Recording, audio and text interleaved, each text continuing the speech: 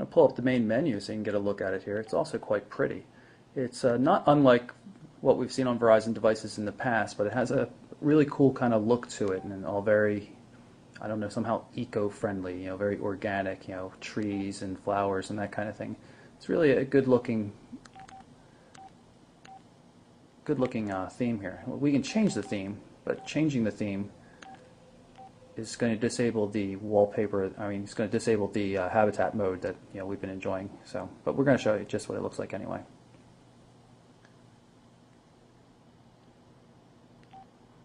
So now you can see this is a much more traditional looking theme for Verizon. In this case, so you can see the map in the background made up of the little dots. Kind of cool, but it's definitely nowhere near as interesting as the habitat mode.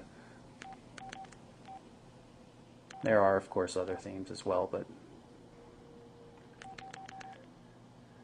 if we go back a bit, there are separate settings for habitat. We can turn it back on, and then we can set which key we'd like to activate it with, and by default it's the down key. And you can see now that habitat's turned back on, we've lost the other theme settings completely, and since we've not made any phone calls or received any messages or anything like that from other contacts, there's nothing showing here yet. If we were to have another call come in, we'd see maybe John Doe's picture come back up. Another feature we're seeing on the Intrigue here is the channels. If we hit up on the D-pad,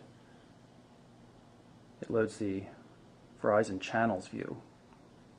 You can see we can scroll through and look at channels, and I'm going to go to the weather one because that's always interesting. Can look at weather in different places. This is my local area here. I can move to the right on the D-pad and see the forecast for the upcoming days. Very cool stuff in general. It's kind of reminds me of CellTop from Alltel, which the vast majority of which has been purchased by Verizon at this point. And of course, there are always the Verizon ways for spending money. So you can buy tones, games, get music news, regular news. It's not the best quality text in the world when you're looking at the news, but it is decent. It's a little, I don't know, rough looking, I guess, at times, but it's not really bad. It's nothing it's really gonna bother you. It's just something I noticed. But in general, the channels add-in is quite useful. I'm gonna load up the camera quickly, just so you can see. It's a 2-megapixel camera. You can see the lens down here, so you have to kind of watch where you put your hands. In general, it's not a bad system though. See the resolution's at 1600 by 1200. You can change the number of settings, white balance, shutter sound. You can see that you can actually turn it off too. So press the button here in the center of the D-pad to take the picture. And there it is. Of course, you can send it off somebody, or you can just save it.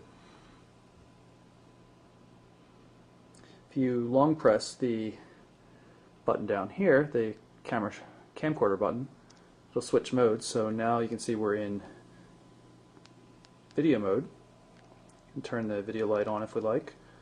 Press again the button, start. We're recording.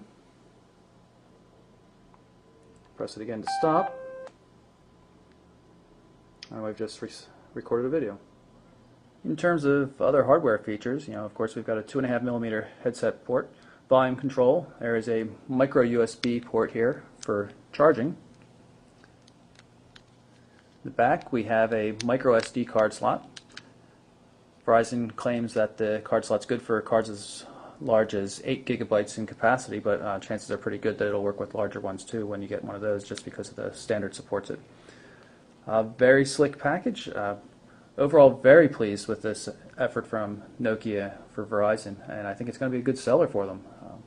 So this is the Nokia 7205 Intrigue for Verizon Wireless, and I'm Michael Orrell from MobileBurn.com.